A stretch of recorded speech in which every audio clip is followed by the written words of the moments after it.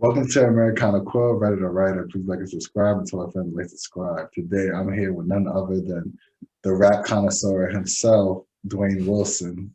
Hey, You might remember him from our previous podcast where we broke down the lyrics of Kanye West, and now we wanted to break down the great writing and lyrics of Nas and give like our top five verses that we enjoyed, and also just speak about where he went, where we think he might have went right in his career, and maybe some parts where we wish he stayed in the ways we wish he would have, and just talk about I guess what we think of him as fans of his, but also still being somewhat critical. So, ladies and gentlemen, please welcome Dwayne Wilson. and the crowd goes wild. What's What's going going on, man? on? How you doing?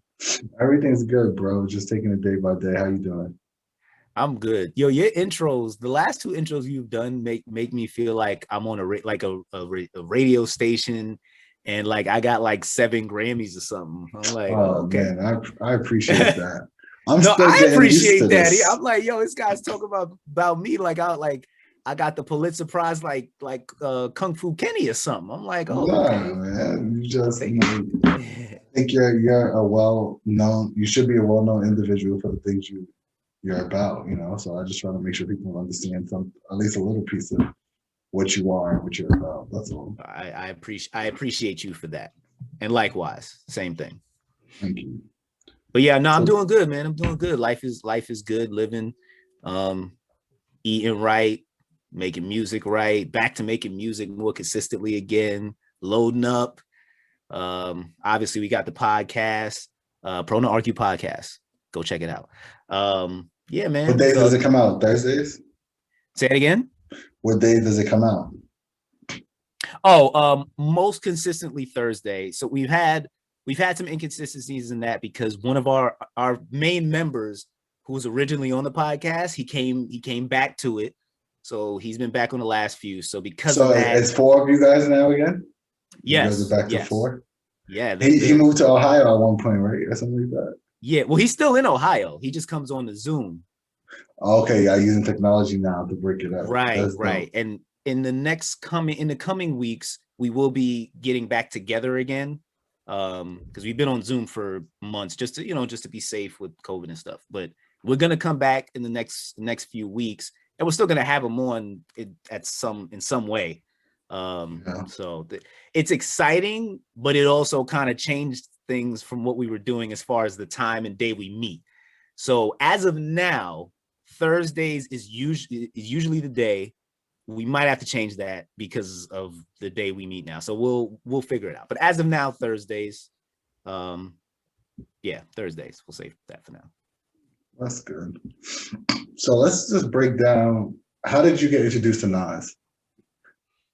Man, it's so funny. I'm at my parents' crib right now, and upstairs, my brother's upstairs, and I might have told this story last time, but real quick, listening to Z100. If you're in New York, you know Z100. It's like Britney Spears playing or something. My second oldest brother comes Pop in. music, yeah, pretty much. Yeah, it It's was pop probably not music. He message. comes in, he's like, yo, what the fuck are you playing? Like, what is this? And I'm like, I was 9, or I just turned 10. He comes in, acts that. I'm like, oh, I'm just listening to the radio. And then it's like the movie. He was like, yo, you need to listen to this. Boom. Presses a button or a couple buttons, and it goes to Hot 97. And it was in the midst of the Jay-Z and Nas beef. So Mm, so when it came on, I never forget. It was Jay-Z's first verse of Takeover, which obviously I didn't know at the time. But then as time went on, I figured, oh wow, this is the first verse I ever like really like intently listened to. right. Right after that, they played "Got Yourself a Gun" by Nas. Mm, Those two beats stayed stuck in my head for the next 5 or 6 years. Even though I had no clue what rappers were talking about, those beats always stayed in my head.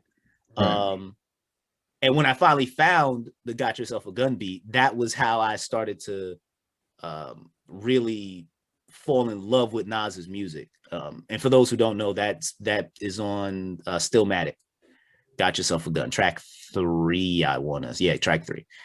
So that's where it started. And also, coincidentally, my brother's two favorite rappers were Jay-Z and Nas. So he had all of I don't know where the discography. You was able to do your whole library homework. He literally had all of the covers like in his room of every Nas album, every Jay-Z album. And because of that, I would take those. LimeWire was coming out in the next couple of years. So I used that and just downloaded everything. But yeah, it all started with my brother pretty much. Now we prefer streaming music so we can still give something to the artist. But yes, you're right. LimeWire was a big thing. It's so I don't want to date us or nothing, but it's just not. I'm still young. It's not this. Nobody say, so it's fine. I know. I feel you. It's just It's just not the same. It's not the same as far as falling in love with the music is different because it's not as. There's not much hoops you have to jump through.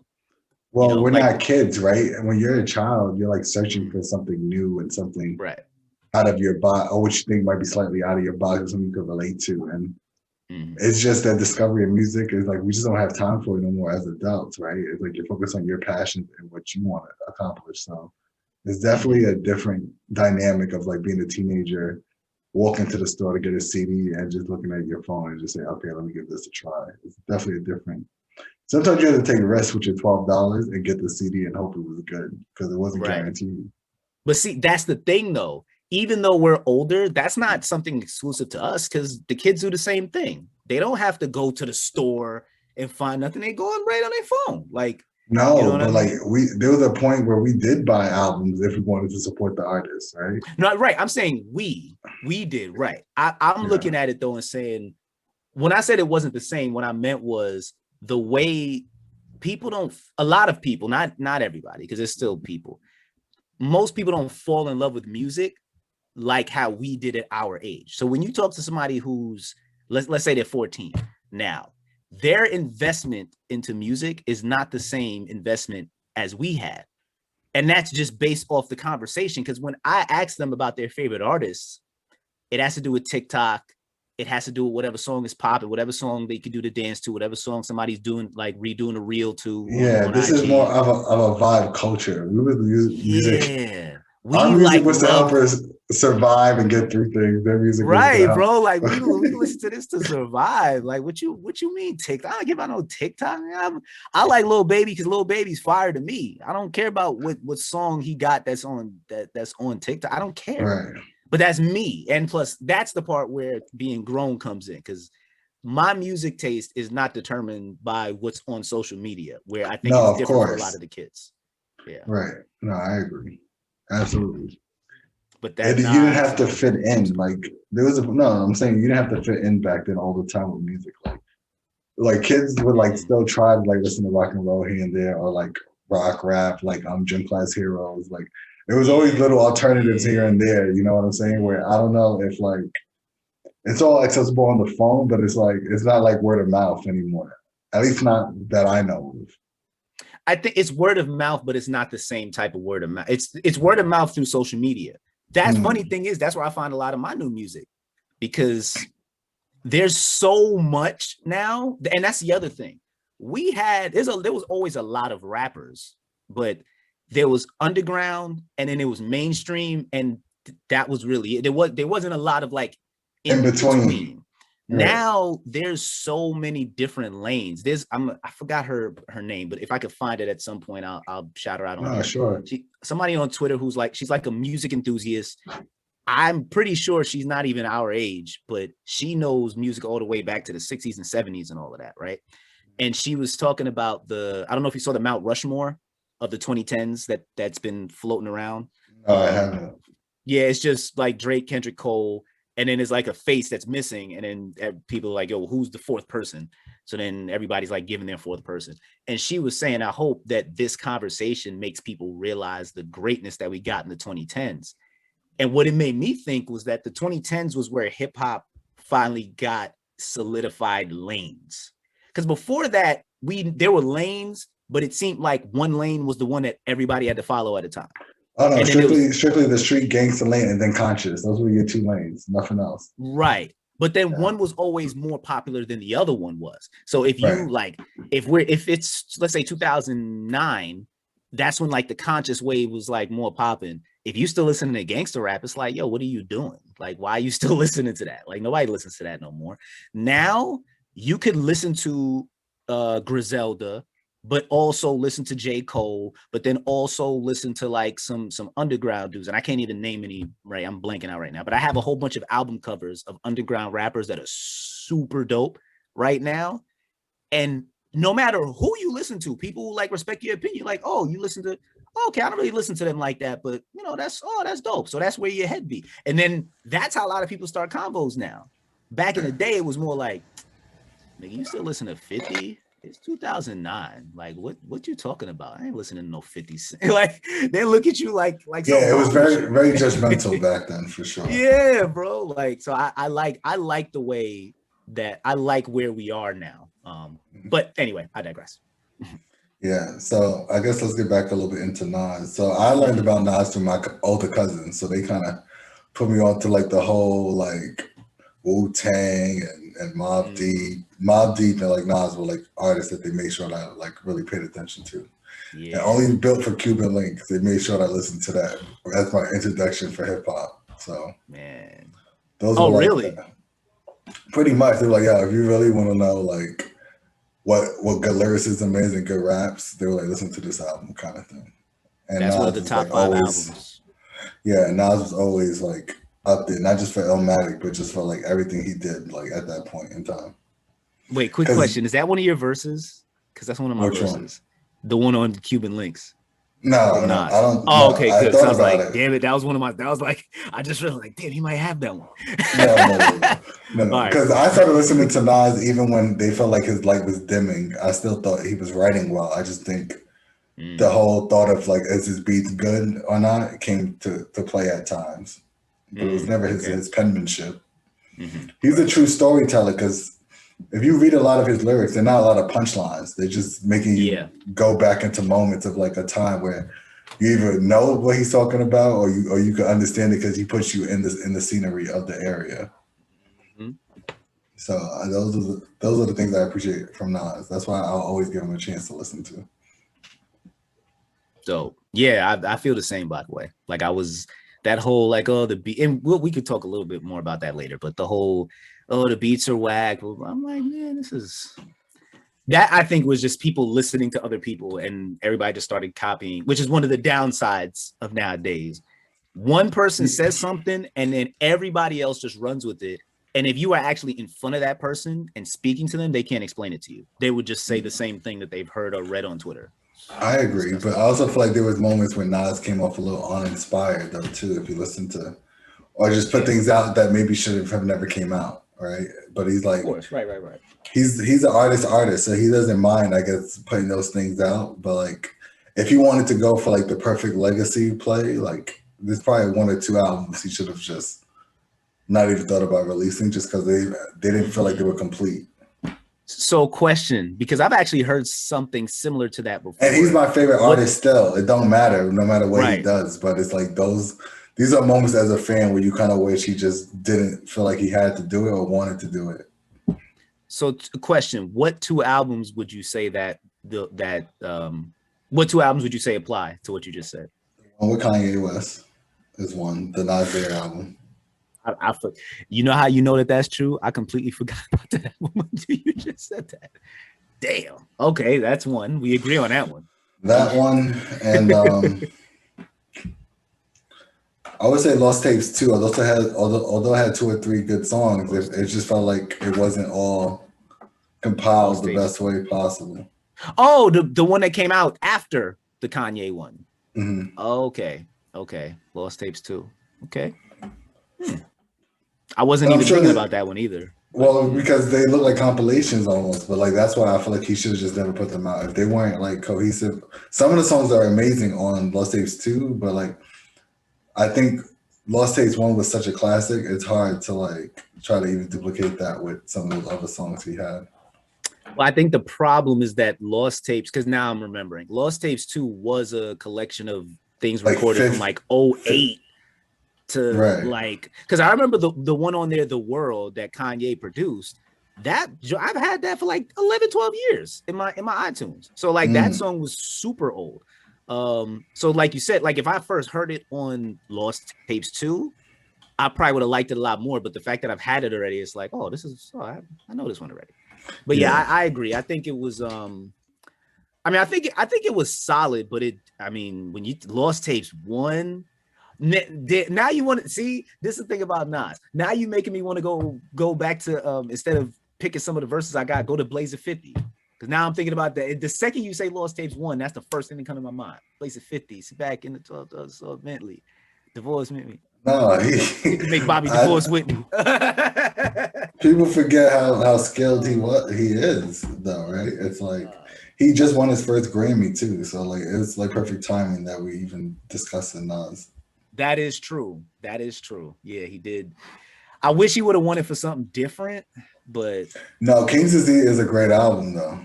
no, it is. But there's two reasons why. First, I'm a huge fan of that Freddie and Alchemist album, and I also think it was a better album than King's Disease, personally.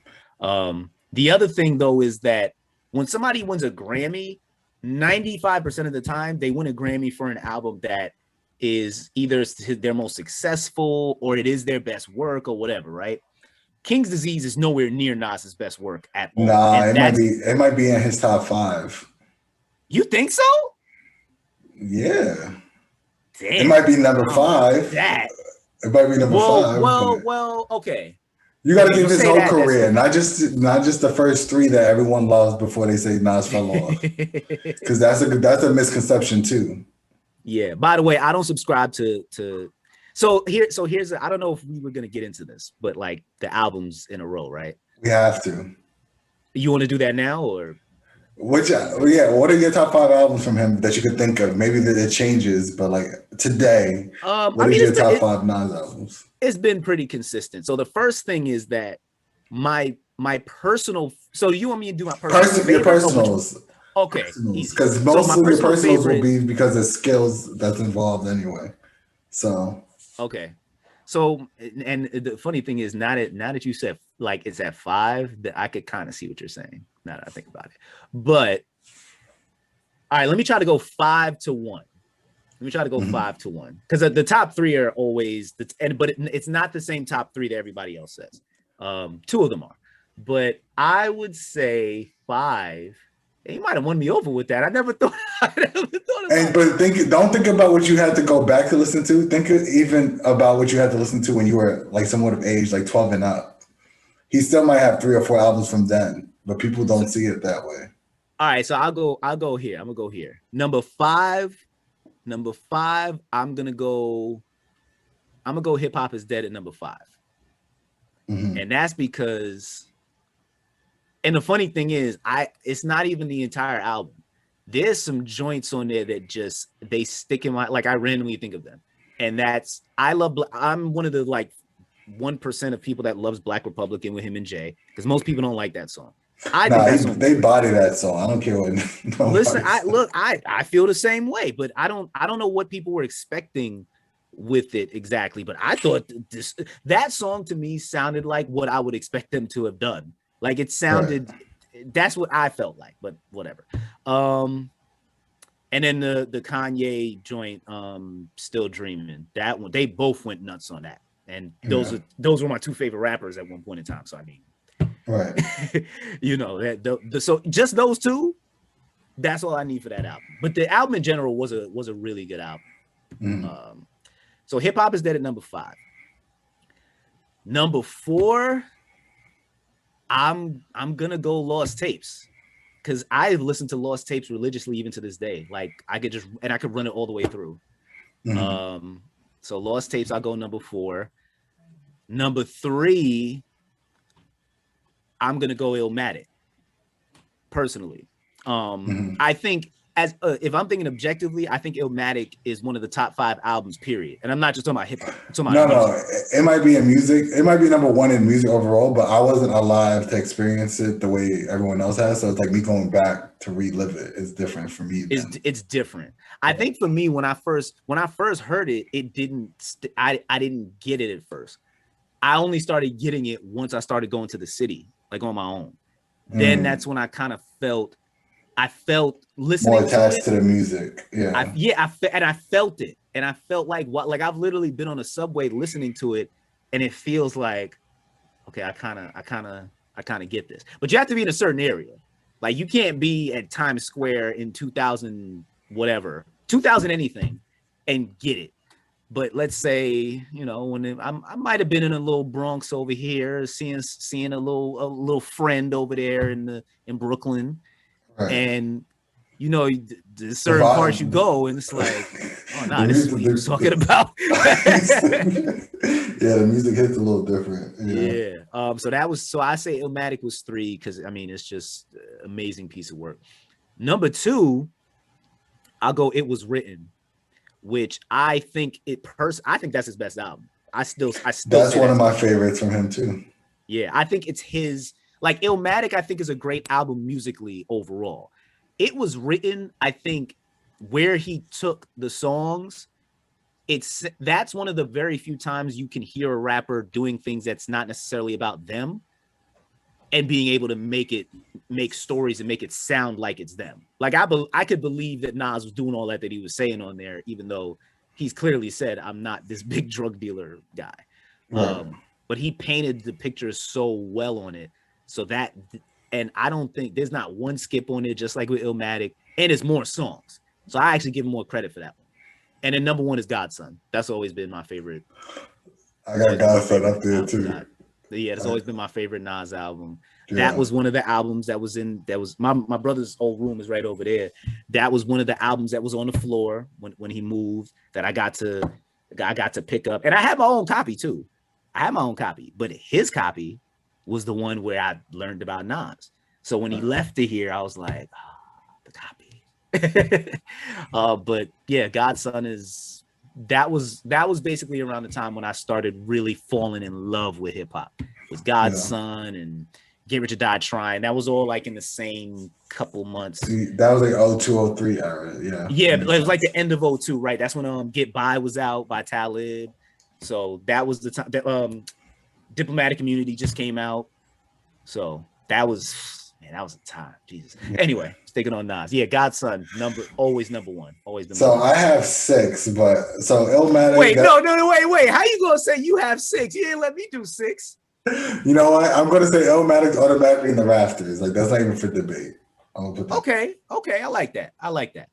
So Stillmatic is probably 5 for me, even though it's really good. But like as far as my favorites, I mean, Stillmatic, It Was Written is probably ahead of that one for sure. Life is good. I really enjoy. Life is good. That's a sleeper. Life is good as a sleeper. That might be my 6 actually. If I had to say, yeah, that would be my 6. Then I have Godson and then King's Disease. That might change a little bit over time. I gotta reevaluate all the verses and everything I listen to, but well, you have King's Disease as his best album? Boy, not your no, my favorite right now. Wow. But it's not his best album of all time, no. But like as far as like the ones I'm going back to while like listening to the verses, yeah, King's Disease was definitely. I felt like I could have. Interesting. If you listen, when we read the lyrics, you'd be like, okay, yeah, maybe I'm bugging on like some of the songs. Like that's how I felt. I was like, yo, maybe I don't feel that way at all. No, but I was in my head. I was like, maybe I'm bugging of how much I'm revering some of these verses on this album. But nah, man, he did his thing. I just think you're proving the mute when it comes to music. I think people look at it as if it's they care about the beat and the musicality first before the words. No, but what I mean, the way that people look at in general, well, the way that people look at anything in life nowadays, they look at it as if it's ice and not as if it's like a flowing stream of water. And music is the perfect example of that. People believe that they have to have the same artist as their favorite forever. And if they change, then it's like, there's something wrong with them. It's like, no, you can literally, if you want to, you can change your favorite artist every day.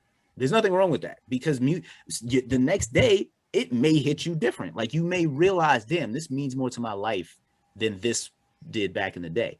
And so when you say King's Disease, as two grown-ass men, I can understand. Yeah, I can understand that. And I'm not saying that's why you like it. I'm just saying in my head, I could see that. But that's why I love Life is Good, right? It's like your man went through the worst divorce of his life, got ridiculed and accused of all these things. Mm-hmm. And he's over here spelling it in the lyrics. It's like, how do you Right. not appreciate that? Mm-hmm. You can't hear guns every time Nas steps up to bat for an album. Not at this point. Right? Yeah. It's unbelievable. It's gotta, yeah, things gotta, he's a person that he's become full circle. And that's part of my favorite. That's one of my favorite things about his career. And it seems that, I think when you said he was uninspired earlier, I think there was times he was going through that purgatory that many artists go through, where they're realizing that they're growing, and there's only a few decisions. Do I keep doing this? And if I say yes, how do I keep doing this? Do I keep giving people the same material that I used to because that's what they love? Or do I maybe show them the older side? And this, once again, in the 2010s, that's the first time we got to see older artists like Nas get to grow in a little bit. Yeah. Yeah. I agree. So let me hear your top 5 verses. Is there any honorable mentions that you have that you want to mention before we start? Well, now that you mentioned Lost Tapes, I feel like a jerk. Because, you don't have to say the lyric. You don't have to say the lyrics to your honorable mention, but like, what? Give me your top 3 honorable mention songs or whatever that like you want people to probably go back to listen to. 2 of them are from Lost Tapes: Blazer 50 and Papa Was a Player. That's easy. Papa Was a Player was a great record. Yeah, I'm gonna go Papa Was a Player verse. I mean, I'm gonna just say the song, because you said it's only honorable mention anyway. So yeah. I'm gonna say just the song, because all of those verses were great. And then Blazer 50 was just all the way through. So those 2 easy are some of my favorite verses. It was like, I don't know where to cut it off at, because I don't even think he took a break. There's no chorus. It was just strictly ball. Right. Damn, now I'm thinking nobody's original. I'm gonna just go with those. I'm gonna just go with all the Lost Tape songs. I'm gonna just go with those. Nobody's original, or No Ideas original, rather. No Ideas original, Blazer 50, Papa Was a Player. Those are my 3 honorable mentions, all on the same album. Oh man. Yeah.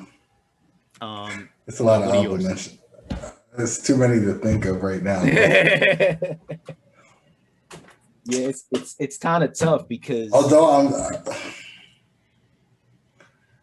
I would say Stillmatic. Like the song Stillmatic? No, the song called America, I think.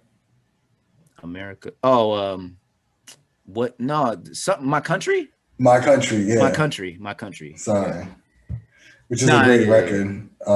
Yes. Mm-hmm. I think it's a bonus too. No, it probably is a bonus. I don't even know. It's like one of the last songs on the album. Yeah. Mm-hmm. Hold on, let me look through my Apple Music, man. You got me having to like guess on the spot. It's tough. Nah. But that's, because you just don't want to like discount anything that he might have done. Right. And when you've been in the game for so long, it's kind of hard to, it's easy rather to forget. It's so easy to forget sometimes. One Mic is always a great song. Right. That didn't make my top 5, although those verses were impeccable. Yes. Agreed. And then Made You Look. Why not? Those would be my 3. You could say you could say my car. Don't say my car's topless. Say the titties is out. Yeah. I never understood what the fuck he meant. Like when I was a kid, because I was a kid when he said that. I was like, what the fuck is he talking about? And then I got older, like, it all makes sense now. You did there. New Mrs. the anthem. Put your hands up. All right, I'm gonna shut up. See, I started geeking out when it's certain people. Like we spoke about Kanye last time. Right? We had to do 2 parts. That's how long we had to do 2 parts. Right. The difference with Kanye and Nas, though, is that Nas is a true wordsmith. Like, I agree. And when it comes to words, Nas is the example of MCs that don't need a beat to be compelling. No. You just need to hear what he wants to say. Exactly. Whereas with nowadays, most artists now, if they didn't have a beat and they were just rapping, I mean, it'd probably still be all right, but it's not this. Without the beat, you would just be looking at them like, what are you saying? I agree. Yeah. So let's hear your number 5, and hopefully we don't have the same ones, but we'll see. So number 5, I mean, they're all kind of in there. I'm trying to think of what number 1 would be, just so I don't do that one first. All right, so I'll do this one first. I'll do Nas's Like. Wait. You don't have your top 5, your personal 5 ready? Like you don't know the order you have them in? I never really had an order. I know what number 1 is, but I've never So had. Do you want me to go first then? No, I could go. Okay. Like so I have verses that, because I have my personal top 5, but I also I did want to challenge myself. So I have some verses here like that I just love from Nas. And then the 3, then there's 3 that are just up here that I could just do. So 5, I'll go with Nas's Like verse 1. Are we doing like we're saying the verses? Yeah, you just no, you don't have to rap it, but you can read it. All right. The way I'll do, I'll probably wrap it. Freedom or jail clips inserted. A baby's being born. Same time a man is murdered. The beginning and end. As far as rap goes, it's only natural. I explain my plateau and also what defines my name. First it was nasty. The times have changed. Ask me now, I'm the artist, but hardcore. My signs of pain. I spent time in the game. Kept my mind on fame. Saw a fiend shoot up and do lines of cocaine. Saw my close friend shot. Flat line of my sane. That depends. Carry Mac 10s to practice my aim. On rooftops, tape CD covers to trees, line the barrel up with the weak picture and then squeeze. Street scriptures of look for lost souls in the crossroads, to the corner thugs hustling for cars that cost dough, to the big dogs living large, taking it light, pushing big toys, getting nice, enjoying your life. It's what you make it. Suicide, few try to take it. Belt tied around their neck in jail cells naked. Heaven and hell, rap legend, presence is felt. And of course, NAS saw the letters to spell. Nas. When you say it, when you hear with the beat, it was like that was an amazing verse when he did it. Man, absolutely. Man, so this is the funny thing is I think this is up there. It might. He got a lot of verses 5. That's up there, so it's hard to say if it's up there. That's what I'm saying. I really don't have a top 5. It's more like a top 3. But this one is one of my favorites. I think it's because the I Am album, I probably listened to that one like last out of when I was, let's say it was 2006, around that time, right? I listened to pretty much every other Nas album and I kind of skipped this one because nobody, like my brother, wasn't really talking about I Am like that. On the low, they said that was the best one compared to Nostradamus out of the 2 that dropped that year. I think I Am. Yeah, they said it was pretty good. I mean, I would say so. I would say so. But this song, I think that what happened is I first heard this song and then that's what made me listen to the album. So I heard Nas is Like, I'd never heard it before, and that first verse just blew me away. The last 2 verses are great too, but this verse was crazy. Yeah. So that was so that's number 5. So I guess I'll do my number 5 then. Yeah, you can go ahead. Oh man, I'm just my god, so geek it up. My number 5 is the Life is Good intro. Mm-hmm. So to me, like the way he set up the album with this whole, I think I copied and pasted the whole thing, to be honest with you. That's like, I didn't even know where to stop it at because he just was like, every time it just got better and better to me, especially when you hear with the beat and the way the beat drops and everything. It was like, all right, he's trying to let us know that this ain't a weak ass album that he just put together just to get out his contract. Like this is, he meant to do this one. I feel that. So he says, PS 111 at free lunch, embarrassed but managed to get a plate. We was kids hungry, mom working, I was famished, she getting home late. So I decided now I'm in charge. Either stay full of starve, corner store like Mr. Spare Quarter before Air Jordan's, Kareem Abdul-Jabbar's, trying to cop quarters and trying to move that hard, roll with a shooter squad. How could I not succumb? How can I not partake? 15, I got a gun. 16, I robbed the train. Licked off a shot for fun. What's God inside of my brain? A hustler's job ain't done till he becomes a king, but I'm a righteous son, despite I'm the midst of Dudes who switch up and change. They want to carry me like I'm some of kind of lame. I never let them know. I just forgive them though. Either that or the pistol blow. I remember early morning syrup sandwiches and sugar waters. Yeah, walking up the dark stairwells, elevators was out of order. Worth 200 million now, bicentennial nigga. Flat screens and condominiums, Brazilian women on Xannies, they pulling off panties. I'm pushing 40, she only 21. Don't applaud me. I'm exhausted, G. Me and my red cup, my blend and my red cup. Y'all wouldn't know me without one. I keep a fresh cut. That's when he bought into like I think Bevel, and he was known for Yeah. like his signature blade and everything. So I remember. just the whole storyteller to me. If you really listen to the song and not the way I'm saying it, you'll be impressed. I promise you. Oh, you did all right, man. Look, you Remember a rapper talking too at heart. to remember talking to Biggie inside his Lex truck. Stay flop. Said stay flop when you bumming. Keep your pajamas Armani. Hood forever. I just act like I'm civilized. Really, what's in my mind is organizing a billion MFers to take over JP and Morgan and Goldman Sachs and teach the world the facts and give Saudi their oil back. 1990s Polo Ralph Lauren on them. Gone a few years, the whole world snoring on them. Girls all up on them. I spread them, hit them, and dead them. Not me. I'm a wholesome young man. She says third length from a legend to share heaven. She says it is the greatest loving. The tales you hear is the truth on me, who wasn't the most faithful husband. Reveal my life. You will forgive me. You will love me, hate me, judge me, relate to me. Only a few will. This is how it sounds when you're too real. They think it's still music still. Well, I am a graphic classic song composer. Music notes on sheets. I wrote this piece to get closure. Some of y'all may know Khalees. This goes to her with love, also goes to y'all. Let's see. The crazy things already happened to me. So either y'all be laughing at me or you be laughing with me.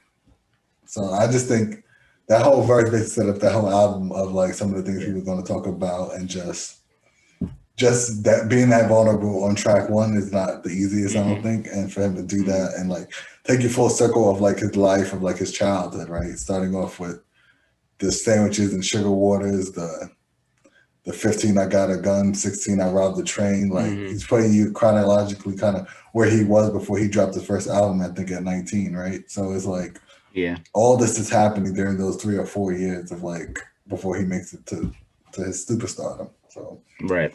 I thought that was pretty interesting. So I'm sorry. So I didn't want to cut you off. Yeah, no, that was it for my fifth verse. All right, so I got number 4. Do you remember that intro or no? I mean, I do. I haven't listened to it in a while though. When we get off, listen to it and tell me if I'm bugging, if that's not like an amazing verse from him. No, I remember it now that you say it. It's just when you started doing it, I was like, damn, I ain't heard this in a minute. But when you hear it, and it's one of the better beats he ever picked to me for an intro. Mm-hmm. So that's a fact. That's a fact. So I was like, all right. That's a fact. But no, I mean, I will listen to it. But it's when you were doing it, it was playing in my head. That's why I was so quiet, because I'm like, yo, I really ain't heard this in a minute. That's a dope one. So I got number 4, and I got a few featured verses on here. This is the first one. So this one was actually 2018, and it was right after he did the Kanye album. It's right after he did that one. And I was a little disappointed in that album. A lot of it didn't have to do with him. Kanye was like switching beats up and doing weird shit that Kanye does. So I'm like, all right, whatever. So picture, right? In Jamaica with my boy. We out there for like somebody's sweet 16. Wake up Friday, a whole bunch of albums drop. The first one we listened to, Swiss Beats. Why? Because we're from New York. You got to listen to Swiss Beats first if you're from New York. So listening to the Swiss Beats album. The Jim Jones track comes on, is crazy. Right after that, like the way they mixed it was weird, because it was like Jim Jones ending, it was like abruptly out of nowhere. You just hear Swiss say, hey, yo, Nas is one of the greatest. Can I get a chance? It was like, wait, what? Can I get a chance? Yeah, so that comes on. I didn't know Nas was going to be on the album. So this beat just starts coming on, and it's like smooth, and then the beat drops, and it's just playing. And out of nowhere, you just hear throwing piss out the window at police, chasing niggas with warrants. There was never no peace. Judy ass was enormous. Right there, I almost fell off the bed. I was like, yo, what is happening right now? What the hell is going on? So that's the beginning. Judy ass was I'll start from the beginning. Throwing piss out the window at police, chasing niggas with warrants. There was never no peace. Judy ass was enormous. I was fresh indeed. Think about it sexually. Knew a bunch of radio Raheems. Rest in peace. Four finger rings, big as brass knuckles. Haters walk by, try to stab you if they hug you. Lady on the 4th floor hollering every evening till she planned up. She wasn't having it that evening. He was beating her. She ain't have it that evening. One shot to the neck and the jugular. Now he bleeding. She beat the case, but damn, the kids suffer. I'm dating her daughter, but I'm having visions of her mother. Project nights, no project lights, hoping a friend don't try to rob my mom at night. She worked hard to bring it to the table. Channel U before I had cable. Campbell soup before I had sushi. Viking shoe before I had the Gucci. 40 deuce for the karate movie.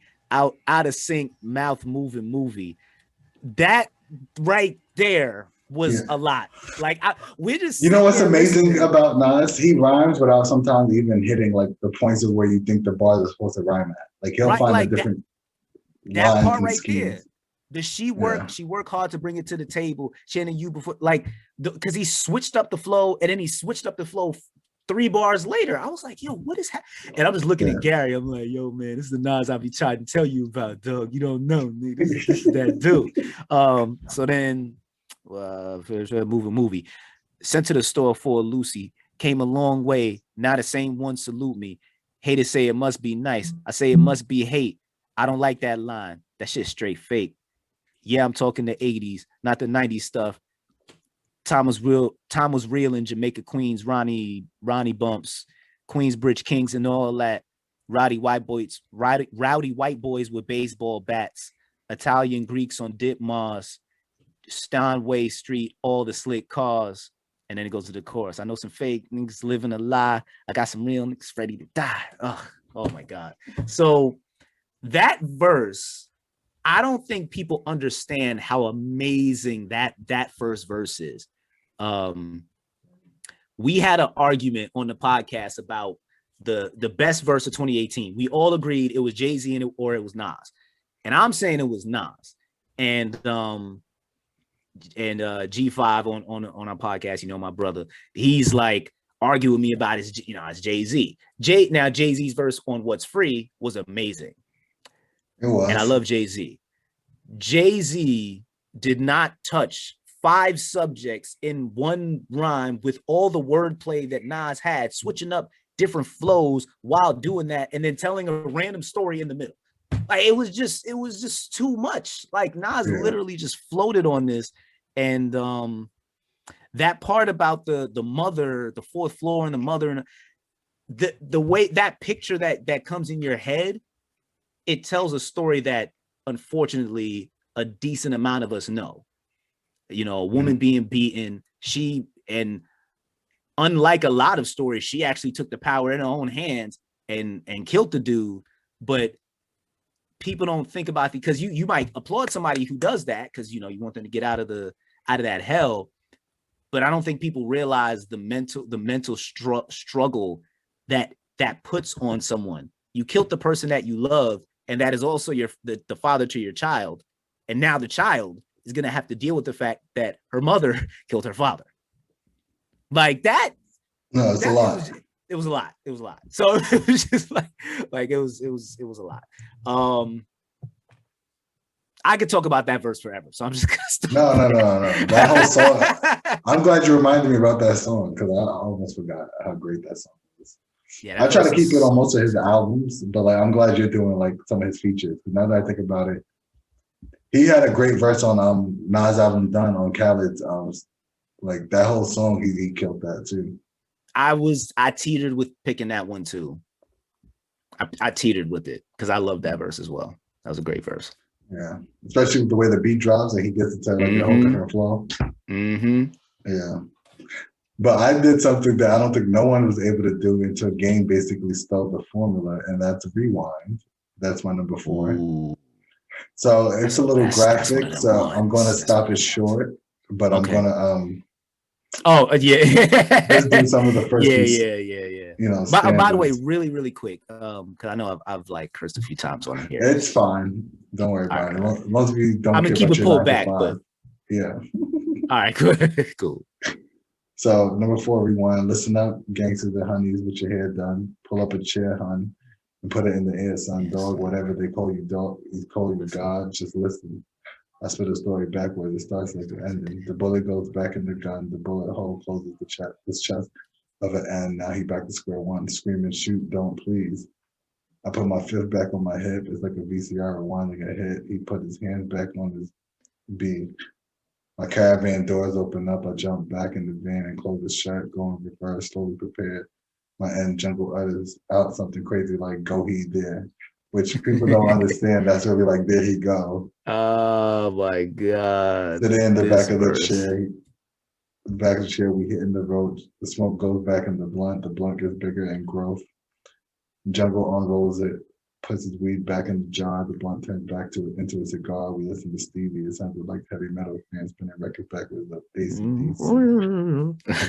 I give my ends dab, jump out of the van, back upstairs, took off the black shirt. I'm in the crib with the phone to my ear. Listen up so y'all can figure out the poem real clear. The voice on the phone was like, outside right wing.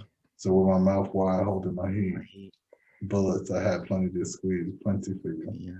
Because Jungle said, block on your enemies. Then hung up the phone.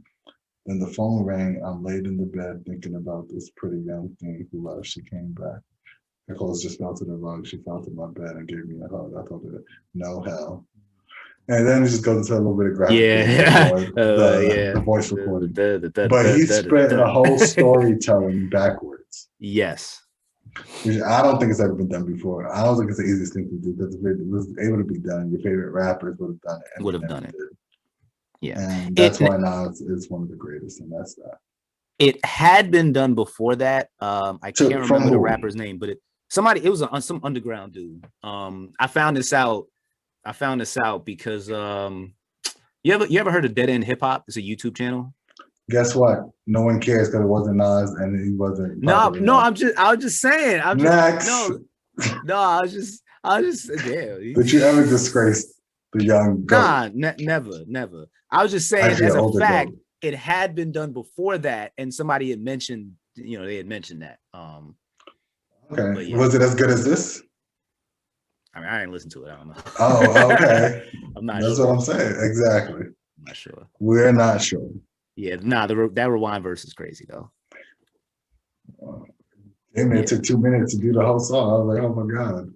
He really rapped backwards. the entire like story. And then I like think about it. The hardest part about that was rhyming the parts that were backwards.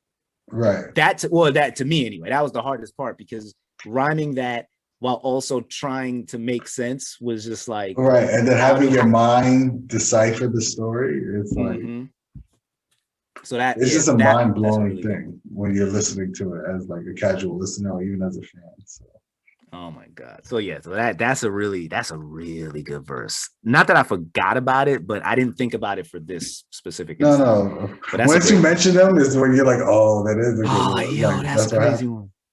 All right, so let me see. Number 3, I have I'm going back to the beginning, which is not the beginning. Oh, dang, and that just made me think of another verse. His verse on Live at the Barbecue.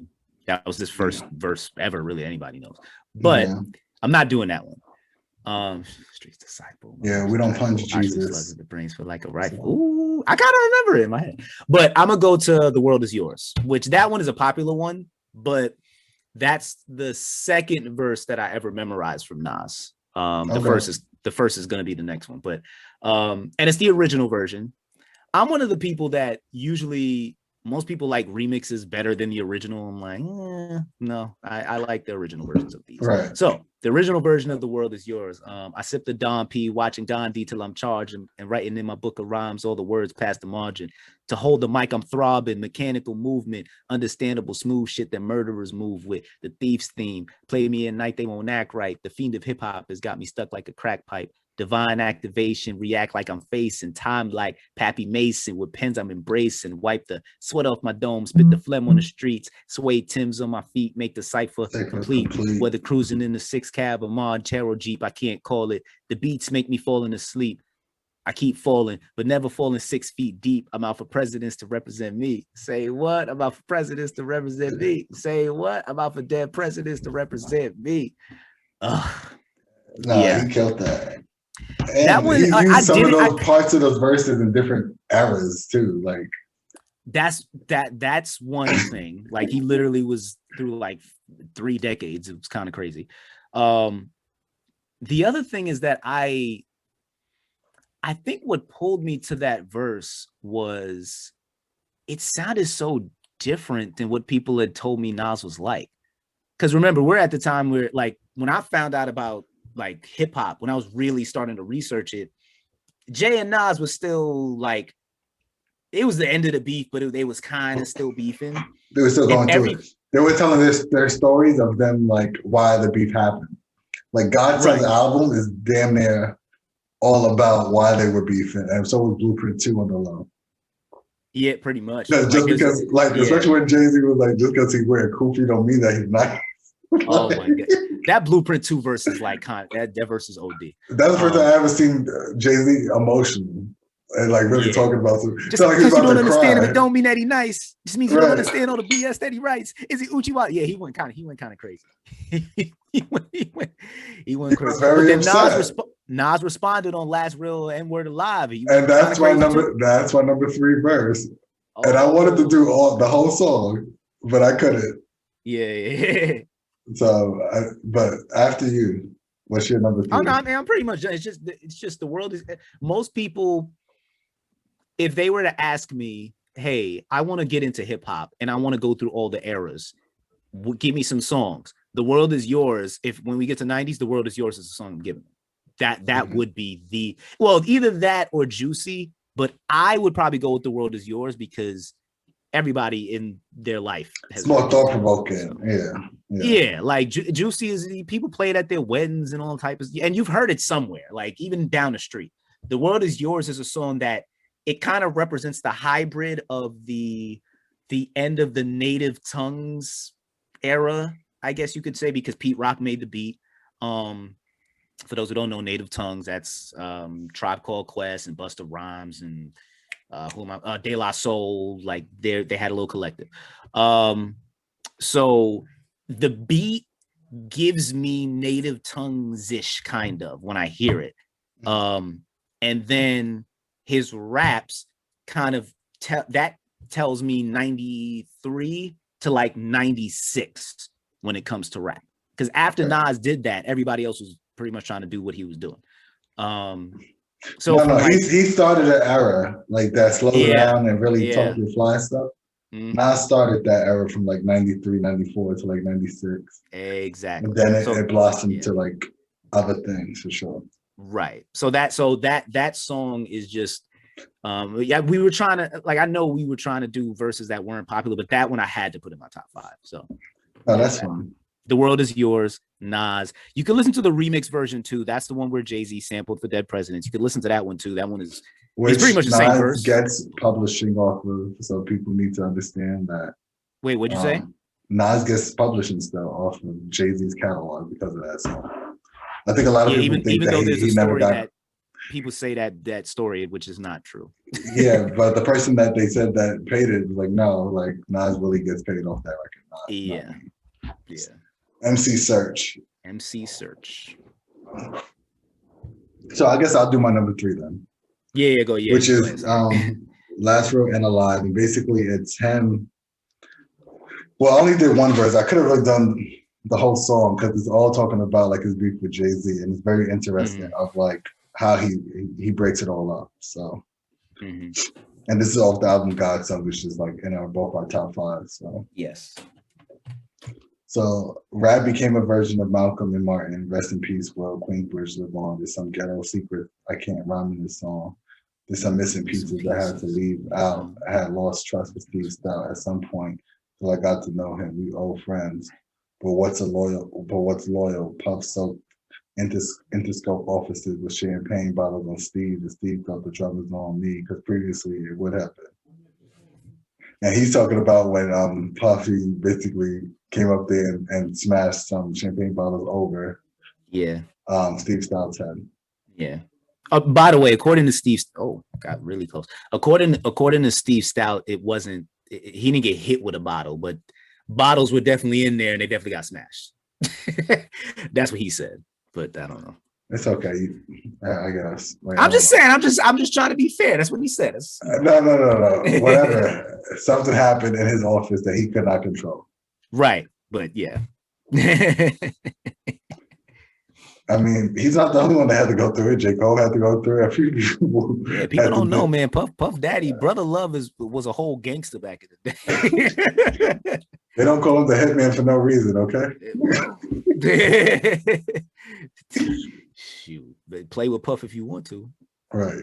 With champagne bottles with Steve, and Steve thought the drum was on me because previously it would have been against whoever, friends forever. However, I learned with some ends, it's all business, but I'm a street dude with morals. Then this end with Jigga too much. He used to say, Jay wanted my spot. I laughed, stayed home, never hung a lot. A quiet man who used to be alone playing baby moms thought I was too quiet. Couldn't stand it. She hit the street later on. She hit in the sheets with a rapper who wanted me on his songs. Thinking he's strong, I taught her how to watch for cars who might follow, taught her street shit that I knew. Her weakness was shine, yo. But that's her. I ain't mad, baby. It made me stronger now.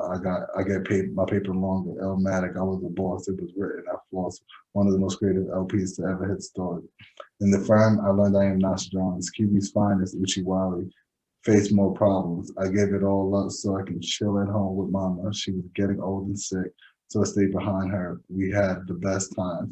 She asked would I make more songs. I told her not till I see her health get more strong. In the middle of that, Jay tried to sneak attack, assassinate my character, degrade my hood, because in order for him to be the Don, Nas had to go. The Gambino rules, I understood, which I want. See, I already had the gift and the curse. F that shit. The first shall be the last. I'm the man's man, a rapper's rapper, godson. There'll be none after. I was Scarface. Jay was Manolo. It hurt me when I had to kill him and his whole squad for Dolo. Dolo. The amazing part is the other parts of the song. And basically, he's talking about his baby mom sleeping with Jay-Z, like if he didn't know that already. So he talked about all these different moments of like thinking that he was. You never really had one up on me because I knew all these things coming, right? It's like kind of how he's breaking it down. And if I told Steve, stop fucking with you, you probably wouldn't have your Reebok deal. Like, there's certain things I feel like Nas is secretly saying is like, I didn't want to do those things, so you got the opportunity to do those things. Kind of. And at the time, I don't think Nas really cared about, like, he was really like still into just doing music only and then like living his life. He wasn't like, the businessman he is today, that was what he's doing now. Jay-Z was doing, I give it to him 15 years ago, business-wise, it seemed like. So it's just interesting to see like the dynamic and then both come full circle from like some of the things that were done, you know? Agreed. Yeah, every time I hear that verse, it just reminds me of it actually reminds me of Jay-Z's career because you could kind of see the switch in what he was doing from all the way when he was with Jazzo and they were doing that like type rap. And speed rap, yeah. Nas came out and Jay-Z kind of switched. Like it's kind of, but it's not just Jay-Z. Pretty much everybody. No. The shift of the rap culture switch. The same way it switched now for when people are doing like, I don't say mumble rapping, but like alternative raps now. Like, right. That now became a thing because of like if somebody did it first that made it popular. So no, I get what you're saying. People also don't understand. Before I go to the next verse, wait, were you finished? I'm sorry. I just want to finish up a point with that verse. Like you gotta listen to the whole song to understand everything he's saying because there's much more. But I think that's either the first or second verse. Like I think it's the first verse. So that's just him starting it, and then the second verse he's kind of talking about like how Biggie, him, and Wu-Tang were like the top spots in New York, and Jay wanted all those spots. That's the first verse. It's the song starts with y'all don't know about the Biggie wars, and then he explains Biggie versus Wu-Tang. So that's the first verse. Yeah. Okay. So yeah. I remember. Yeah, man. Damn, you bring me back to that song. I heard that. Because it's the storytelling. like he basically broke down the whole 90s era when he first got into it. But people forget he blew up first, then Jay. But Jay was independent, so he made bigger moves. He sold more units, like at one point for sure. It actually reminds me of actually not differently, but it reminds me of nowadays because when they said who's the best MCs, Biggie, Jay-Z, and Nas, now it's Drake, Cole, or Kendrick. Those are the three names. But I'll digress on that. That's probably gonna be for another time. Even who said that? Jay-Z, right? I think he said that in one of his Jay songs. Was the one who said that. Yeah, who's the best in where I'm from? Who's the best MCs? Right. Biggie, Jay-Z, and Nas. Yeah, that's so you know that Jay-Z always had respect for Nas, but he felt like that. Right. I gotta even go during, even during the beef, he kind of said that, like, yo, I wouldn't. He basically said, like, I'm, I still got respect for dude. It's just the fact that, basically it was the whole like the DS lips and all that was he like felt the way about that. And I know that people from that era, they do feel a way when someone says of course, but you can't say you can't have a good time with my baby moms and think I'm not going to feel no type of way. Like, there was a lot. He mentioned some things first. You know what I'm saying? Like, they both went kind of nuts on each other. It was like, damn, son, y'all going kind of OD. But anyway, one quick thing I was gonna say is that Illmatic, since we've been speaking about it, that album was impactful not just on hip hop, on music in general, because there wasn't many, if anybody, who was putting 4 or 5 producers on one album. I was just gonna say having it come out like that. Like he started the trend of having multiple producers and not having just one producer work on the whole album. Not just in hip hop though. Other genres started copying that formula and bringing other people in instead of working with one producer. I don't know if they had Illmatic in mind, but Illmatic is the album where that really started. Right. And not enough people talk about that. So I just wanted to put that out there. All right. So we're on verse 2, right? Number 2. Yeah. Number 2. Number 2 is a verse on his album. It was written. It's the second to last song right before If I Rule the World. And it's called Live Nigga Rap. And it's with Prodigy and Havoc. But when they're together, they're called Mobb Deep. Rest in peace to Prodigy. And yeah, Nas came in out of no, like the verses, they're just going back and like they kind of just not going back and forth, but they just trade verses. So right after Havoc he says, if I was you, I would do what I have to, but you ain't me. You hesitated, so I clapped you and stepped off casually, naturally me. And then out of nowhere, Nas just come in. Niggas thinking shit sweet. I carry big heat, wavy hair, chipped teeth. Up in this bitch deep, Queen's murder clicks me. Yellow tape on black gates, Mediterranean. Projects is like Kuwait. I escape into zones. That's irregular. Why debate on the phone? I'm solar cellular, Escobar 600. You're just a crumb inside the world where the rich run it. Curriculum of a mathologist. Deep throats, they try to swallow this. Anthropologist, dynasties of great knowledges. I preserve in my dome. Niggas' mics is full of silicone, spots blown. Gorilla ice on this killer's life. I put my word on it. You could sleep on the rock or swerve on it. Nas is menage a trois on Mount Airy Lodges. We like the smooth fan, but rougher than how the barges. Catching charges, a marksman, living heartless. Grab a cartridge, cock my shit on some mob shit. We mobbing, putting niggas in mausoleums. From Queensboro to Throg's Neck, heads bop, I see him. Yo, when I first heard that verse, that was the first verse where I really understood wordplay. Because that part where he says, we like a smooth fan, but rougher than how the barges, catching charges, a marksman, living heartless, grab a cartridge. Marksman, heartless, cartridge, rhyming those words together was just alien. Yeah, back then he was the Eminem back then with those moments. Yo, he went ridiculously crazy on that verse. Yeah, that verse, and that's another verse that represents his vividness in words. Right, his vividness in words, and like that he writes in such it feels simple, but it's not, because you could tell it takes time to like put those thoughts together. It sounds simple if you're not actually, like, if you're just hearing it, then it sounds like, oh, whatever.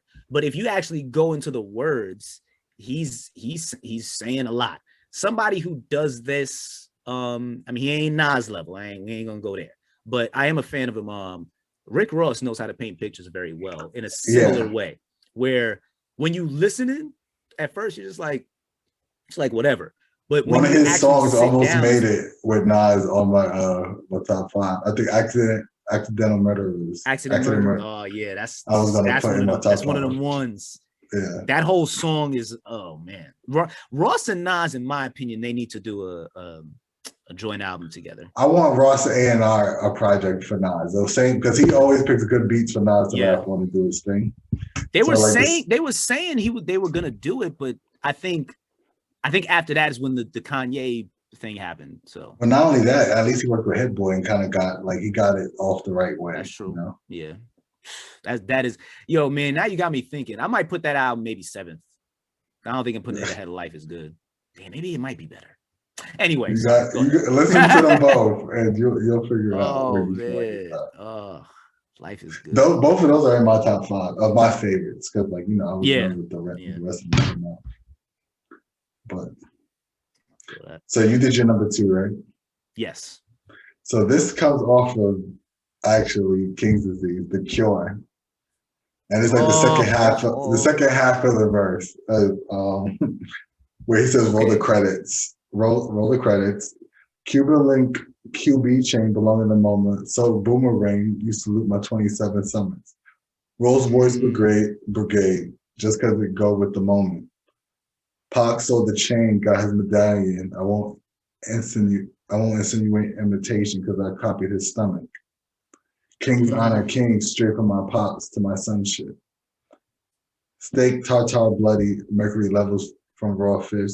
Sushi for lunch, waiter at the table, the cork twist. I'm studied like a book by many. They give me looks of envy. I took the Bentley. White chick like Liz Taylor might get the Bottega.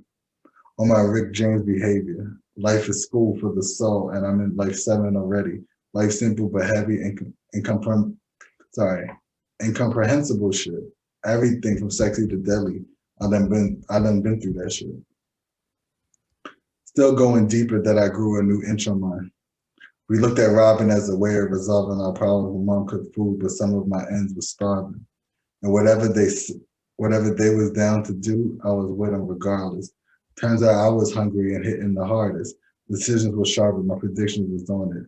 No fortune teller, just got off my regular signs.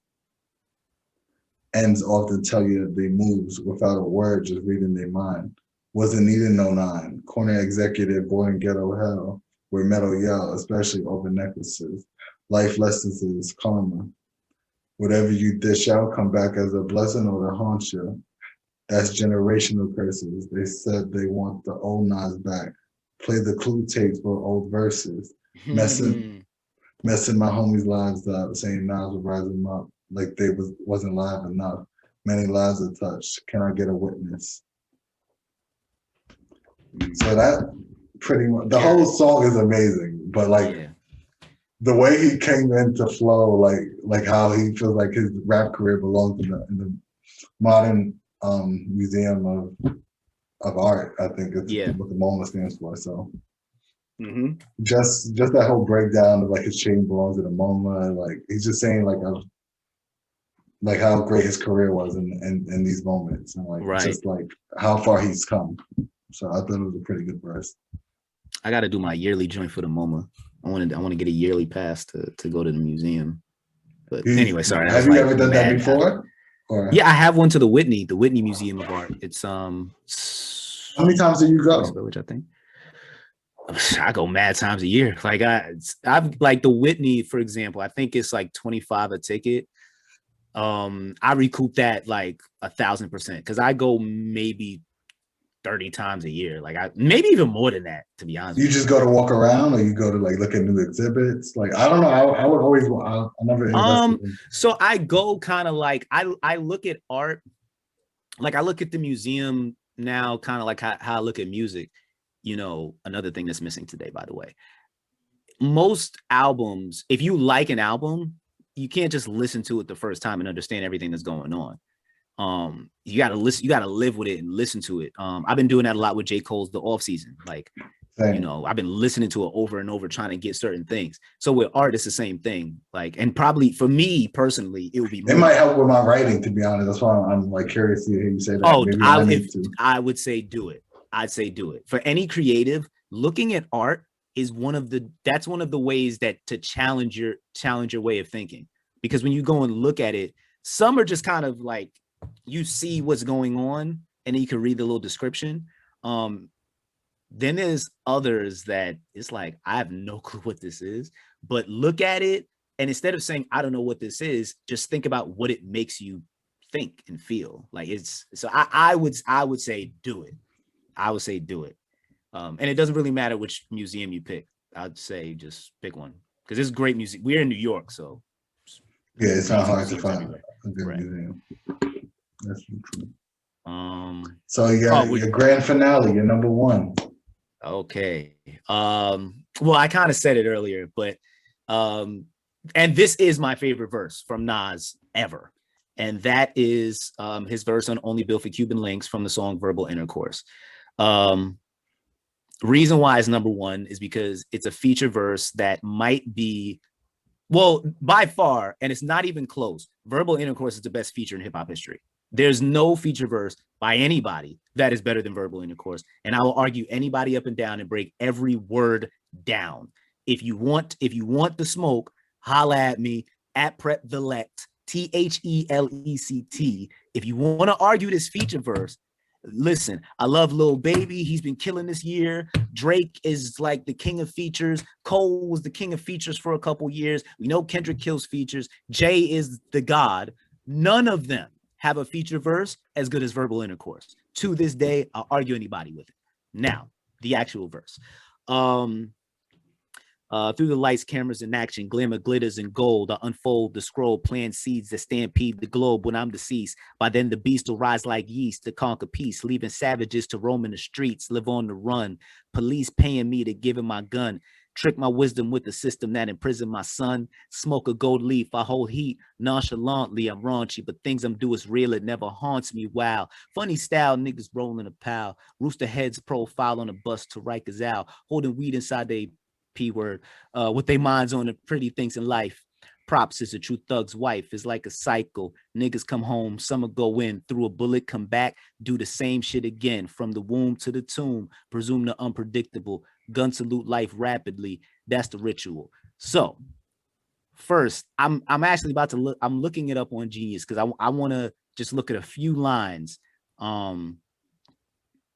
Because obviously I had the verse memorized, but I wanted to look at a few just so I could see him. So when he says, I unfold the scroll, plant seeds that stampede the globe, when I'm deceased, by then the beast will rise like yeast to conquer peace, leaving savages to roam in the street. When he said that part, you know, when everybody talks about the Tupac quote that Pac said in like an interview where he said, you know, I won't change the world, but I'm going to leave the seeds or the spark or that changes the world. That's what I got from this. The only difference is this sounds like a very menacing scene. This sounds like a scene out of a movie almost. Exactly. But what I thought is this is every thug gangster rapper in the 1990s. This was the result of what they did and what they were going to do. And I don't even think they realized it, that, you know, the things that we're rapping right now, it's going to inspire generations after us in to do some good ways and some not so good ways. And that 3 lines right there explains that to a T, which is just amazing. It's but the part that really gets me is the live on the run, police paying me to give him my gun, trick my wisdom with the system that imprisoned my son. Oh my God. The way he said, and the funny thing is when you listen to it, it's like, who did you say earlier, like makes it sound, we were talking about Nas, like you make it sound so easy, even though when you look at it, it's like this, none of this is easy. When you listen to this verse, it sounds like he's not trying at all. And that's the all the time. Right. But with this verse, you're not supposed to sound like that on this verse. You supposed to sound like you tried. And he sounds just like the way it sounds on the track is like, live on the run, police paying me to give him my gun, trick my, it's like, yo, why are you talking? Don't talk like that. Like you just did this. Like you just taking a shower and just came up with this verse. Like, stop playing this. That's what it felt like when I was listening to this. But I mean, look, besides the fact that it's the best feature ever, it's also the fact that Only Built for Cuban Links was an amazing album. Nas, who's a feature, probably had the best verse on the album. The entire album. Amazing album. Classic. One of the top 5 albums ever. And the person that had the best verse, not only was he not the person that made the album, he's also not even affiliated with Wu-Tang. With the crew. Oh, right. And he still had that. So yeah, that's true. Yeah, Verbal Intercourse, the feature was crazy. I've already exhausted all the other things I could say about Nas as far as the storytelling, which all of this has that in there. And I don't think we picked a verse that wasn't a storytelling verse. We kept all the singles and the party ones kind of out. So yeah, pretty much. So yeah, but this is, I digress, because like I said, I could talk about this verse forever. So I'm just gonna stop there, but I'll just say, like I said, best feature ever. If you want the smoke, at Prep, THELECT. Just let me know. I'm just saying. Well, my number one is I Gave You Power. Just the skill it took. I hate you. I hate you. That's definitely one of my, oh my God.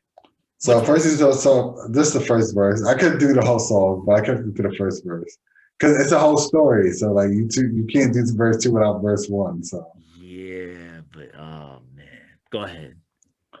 So first he does a little quick intro talking, and then he goes into the verse. I see some cold nights and bloody days. They grab me, bullets spray. They use me wrong, so I sing the song to this day. My body is cold still, for real. I was made to kill. That's why they keep me concealed under car seat. They sneak me in clubs, been in the hands of mad thugs. They feed me when they load me up with mad slugs. 17 precisely, one in my head. They call me Desert Eagle. Semi-auto with lead on 7 inches, 4 pounds. Been through so many towns, Ohio to Little Rock to Canarsie, living harshly, beat up and battered. They pull me out. I watch as ends scattered, making me kill. But what I feel, it never mattered. When I'm empty, I'm quiet, finding myself fiending to be fired. A broken safety and place me in the shell under bed. So I beg for my next owner to be a thoroughbred, keeping me full up with hollow heads. Second verse, I think he's talking about being now in the dresser of someone else's house, right? Yeah. Next to a dirty peasant of a gun.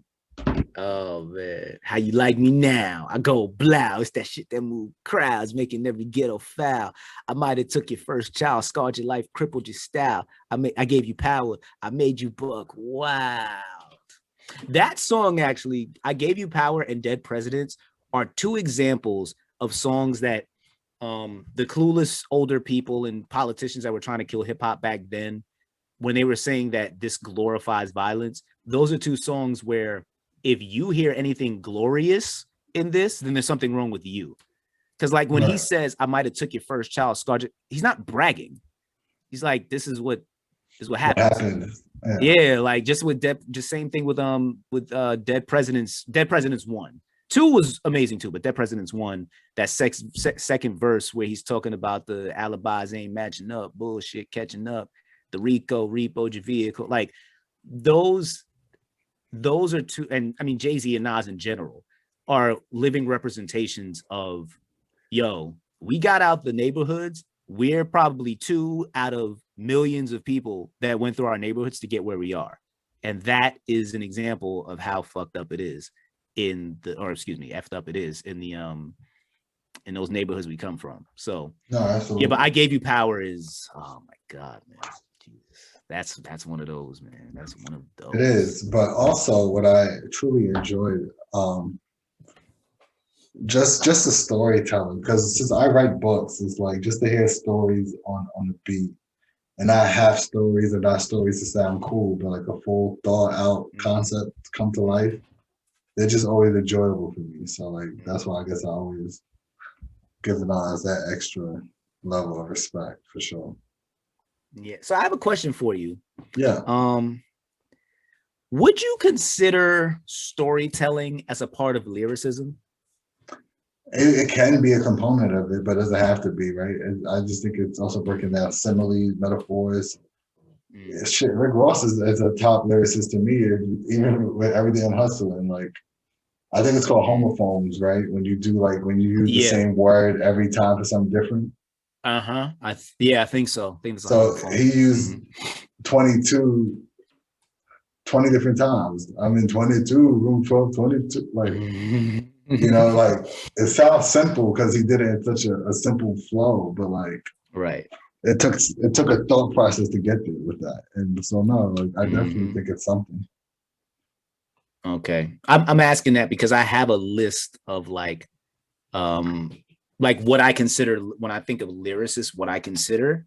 I think Game's one of the best lyricists I've heard out of the West Coast. I think Nipsey. You say Game? Mm-hmm. Oh, Game. Yeah, he's one of my favorite rappers. I love Game. So yeah, like I think it depends, right? It's like, okay. Are you going for shock value? Are you going for like poignancy and directness? Because like I feel like I don't write the most colorful things, but like I think I tell very much complete stories. If you go from chapter 1 through 12, like you'll get a complete body of work that's enjoyable. And I think if you could do that in lyrics, like if every bar like is meant for something and it's not just you writing it as fluff, like no, I think that makes you a pretty good lyricist. Got you. Okay.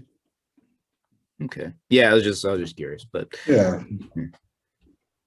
That's it really for me when it comes to like music and stuff. Especially at this point in my life, it's like if you don't have nothing to say, I really can't just listen to you just because you want to just like I can't care for the punchlines anymore. Like I'm not a kid looking for like the cool punchlines. Like you gotta inspire me to go on with the rest of my day. If you can't do that, I'm probably not gonna listen to you. That's the funny thing. We mentioned J. Cole earlier because J. Cole is on that. I mean, he's on multiple trees, just like Drake is on multiple trees. It's like Kendrick is on multiple trees. But the two people that I would think about the most is Nas and Tupac when I think of J. Cole. And Nas and Jay, because Jay is very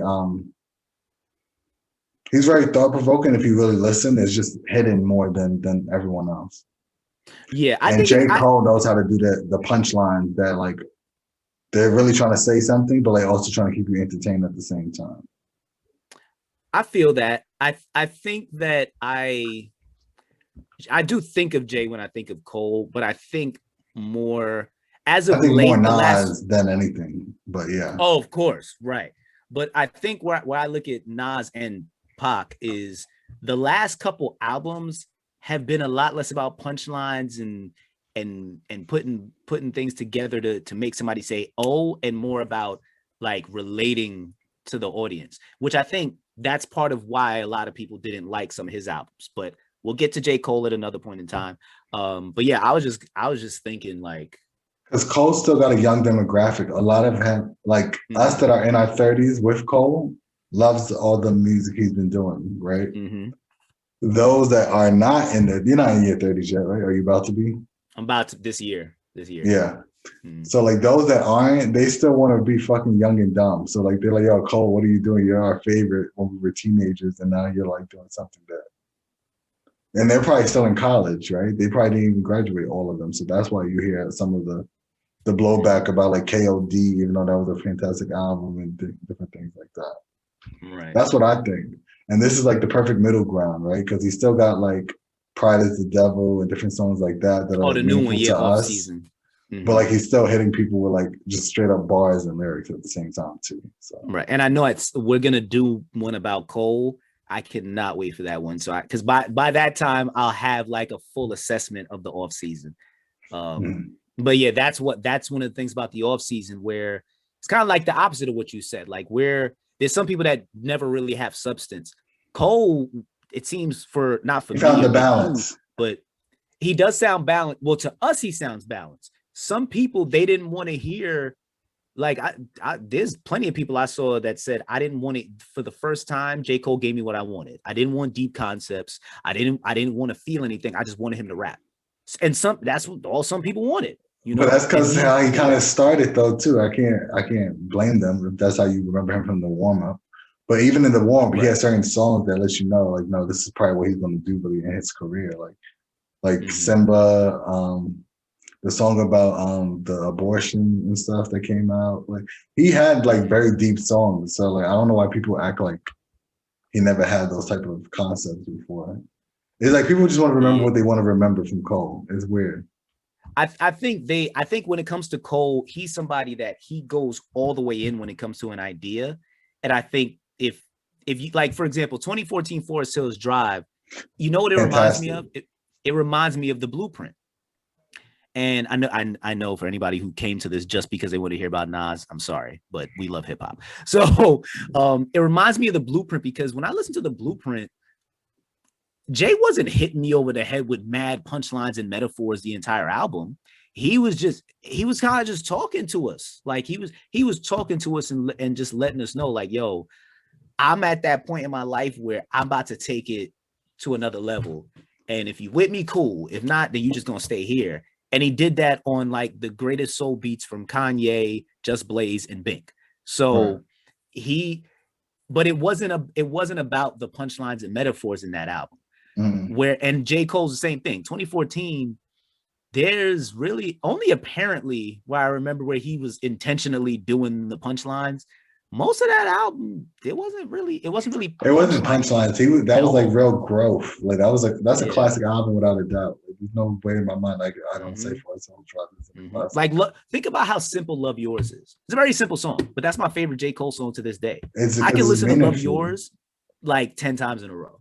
Yeah. You know, so but anyway, I digress because I brought up Cole, my bad. I think no, that's fine. Before Your Eyes Only is one of my favorite albums that people don't like.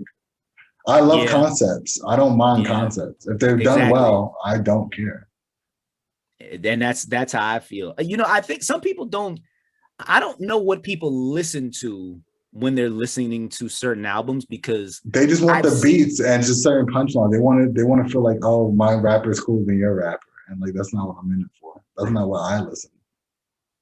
I also think some people too look at the word like deep, for example. I brought up that channel Dead End Hip Hop earlier, and they've given Cole shit for almost all of his albums, except for one dude, he actually didn't like his older stuff and started liking his newer stuff because like he's into like conceptual type stuff.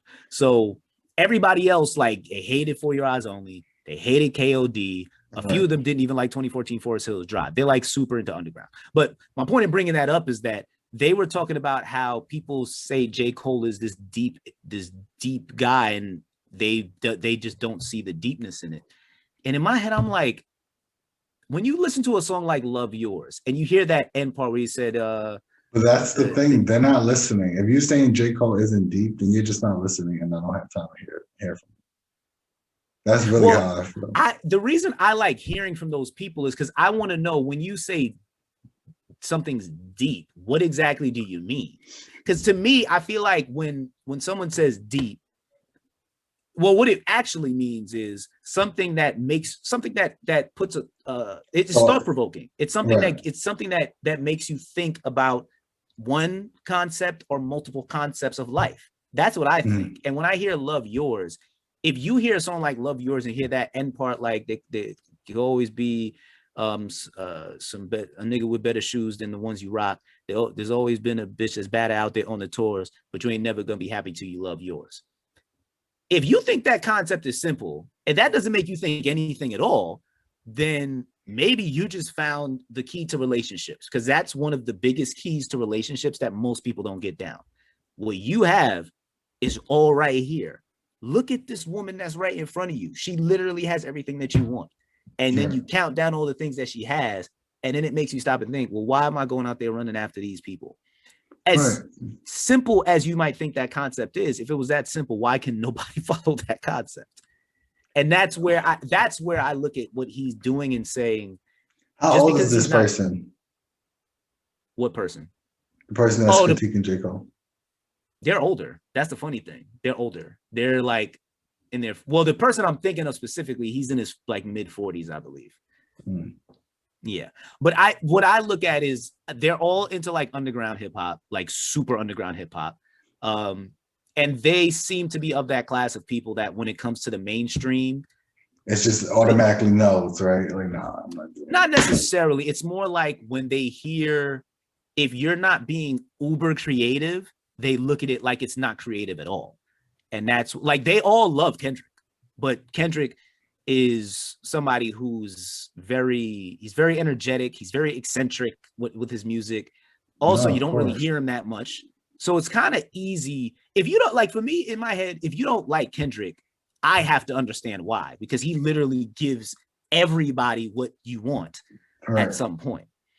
He hasn't missed. Nor has J. Cole for me, but like I understand some people's critiques. Yeah, I understand some people's critiques with J. Cole as well. Like with For Your Eyes Only, I can understand the critiques of it because, you know, back to Nas, when someone talks about the beats, I understand what you mean. I don't think people understand, though, that when it comes to Nas, the reason why Nas's beats may not be as out there as people want is because Nas was trying to make sure you understand what he's saying to you. He doesn't like. Right. It's always been about the words for him. And he's always said that. It's about the words. And to him, he might hear a beat and then music just starts coming to his ears. So I think the beats that a lot of rappers may turn down, those are the beats that he tends to rap on. Because to him, it's just like something comes to his head and he's not thinking about, well, I got to make sure that, you know, this is going to pop out. Like, you know, the song Stay on Life is Good. You know, Cole had that first. Really? J. Cole had, there's he put not compilation, an EP out called Truly Yours, and Stay is on there. And it's the same beat. And they, you know, they asked him about it. He said, yeah, that was one of those I shouldn't have let go. But he said, look, you know, everything happens for a reason. Now, one of my favorite rappers has that song. And J. Cole killed it too. Like he went crazy. But that's an example. Like he passed on that and Nas picked it. To probably us, what's bad about that beat? It's a great beat. But some people, they don't see it. It doesn't pop out to them. It doesn't have a whole bunch of subs on it. Right. You know, they want the certain bounce of the drums and stuff. And me, I just want to see how the person's vocals meshes well with the sound of what it is. And if it does that, then I can work with it. Then I can live with it. I agree with that. Also, I'm into mixing, obviously, because I do that not for a living, but I mix. And I think that a lot of people, they don't really care about mixing. Like I can tell when somebody was not in the same room with this person. I don't care how good you mix. I could hear that when I'm listening to music, and it bothers me. Like one of my favorite joints from Dipset, it's called Real N-Words. And I hate the fact that I could hear that all three of them, because every Dipset member's in it. And I could hear all three of them. They all sound like they're in different rooms, and it really annoys the fuck out of me. And if they're not in different rooms, there was a different engineer or something, or they did it at a different time, and it was aired when Juelz was rapping or something. Because there's like a slight little like hissing sound in the back of Juelz. Every time Juelz raps, there's some little sound there, and it irks me. And I hate it because after I started mixing is when I heard that. I never heard it before that, and now I can hear it, and it pisses me off. But again, I digress. It's like you said, I don't think Nas has, or J. Cole has bad beats. I just think that people no, they might have a few bad beats, but it's not as bad as the take that people have about them. Right. The percentage of bad beats is me. Like with Nas, I'll maybe say maybe 15%, something like that. Like it's not a lot. It's literally a select few, but yeah, maybe 15%. But most, and then I would say 35% of his beats are fire, and then the rest of them kind of just are just there, right? Yeah, exactly. I agree. Yeah. Well, I want to thank. Say it again. Oh, I'm sorry. Oh, we're about to. Okay, because earlier you said something about where he went right and wrong, but yeah. Oh no, I just thought he went wrong with like not being like if he wasn't inspired, I wish he just would have took those years off. I just felt like he had to release an album. But that's it's a fine line between the art and then the music business. So like I don't know if he had to like release things contractually and stuff like that. I'll just say it's hard to pick a right and wrong because like you said, I don't know what his goal was. I will say if his goal was to like make money in the industry, then he probably should have picked beats that would have popped more. I don't think that was it. I just think he wanted like I don't know. I feel like he was always at the end of his deal, like when those options started to happen, like with like when he did the Lost Tapes, that was like a contractual thing to get out of the album kind of thing, I think, because then he became an independent right after. So it's like some things like that you could just tell, like it's like, all right, let me get out of this deal so I can feel free of this and I can make my next move wherever I want to go, kind of. Because he had Master Pill growing, so it's like, how do I get out of this deal that's from the past, kind of thing, I think. Right. I mean, I feel you. I don't think it's that either. That was just something like if he was trying to do that, then that's what I would say. But I mean, I kind of agree with you. I think there are times where you listen and maybe hear somebody's uninspired. I think we've gotten that. Besides Kendrick, I think I've gotten that from every artist that I love. There's a time where I'm listening and it kind of sounds like I don't know how inspired you are with this, even from Cole. Sometimes it's times where I'm like, this sounds not like this is a bad song, but this sounds like you didn't really want to make this. For him though, it was like his first album, ironically, like I feel like he didn't want to make that album at all. He just did it because he needed hits for the label. Well, even then, his first album that was going to be a classic got leaked, right? He had to put it as a mixtape and everything because they kept on holding him back. So, you talking about Friday Night Lights? Yeah, that was like 6 or 7 of those songs supposed to be on his album. Yeah, well, it wasn't that it got leaked. It was that he was the one who he was like, yo, I'm just putting this out because he was ready to put that out as the album. And then they kept saying we need a single, which in my head, I don't know how they didn't see In the Morning as a single, but whatever. The label felt like, yo, we don't have anything yet. But was it Roc Nation holding him back, or was it Columbia? According to the story he told, he's I'm sure it wasn't this, but he said he kept going to like this dark basement restaurant and Jay would just be waiting in there for him. And he said every time he would play him a beat, he would play him something, and Jay would be like, I mean, this is not it. Then he went to him with Who Dat. He's like, I mean, this is better, but this is not what I'm looking for the single. And I forgot what the next one was.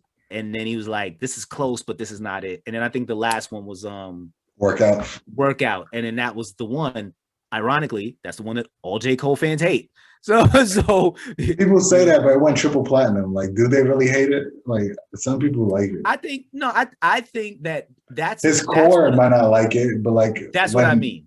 Yeah, I think people like it. That's a song that the radios played crazy, and I think that's a song that's easy to play at a function. But J. Cole like stands, except for me, hate it. I don't hate it because obviously it has the Kanye sample. It brings me back. But I can understand why, because it's like, boy with the big old chains running around town with a big old like it just sounded like he was. It sounded like he was going for a hit and he had to.